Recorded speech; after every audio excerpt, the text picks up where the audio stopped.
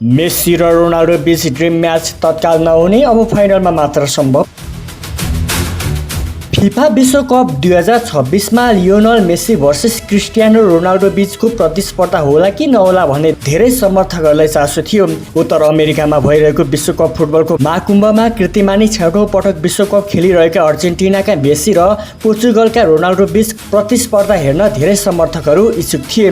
Argentina र पोर्चुगल आफ्नो समूहको विजेता बन्दै अघि बढेमा क्वार्टर फाइनलमा यी दुई टोली भेट हुने सम्भावना थियो, जहाँ मेस्सी र भर्सेस रोनाल्डोको खेल हेर्न पाइनेमा आशामा विश्वभरका फुटबल समर्थकहरू प्रतीक्षा गरिरहेका थिए। धेरैका लागि यो ड्रिम खेल थियो, तर पोर्चुगलले पछिल्लो खेलमा कोलम्बियासँग बराबरी खेलेपछि अर्जेन्टिना र पोर्चुगल बीच तत्काल खेल नहुने सम्भावना टारेको छ।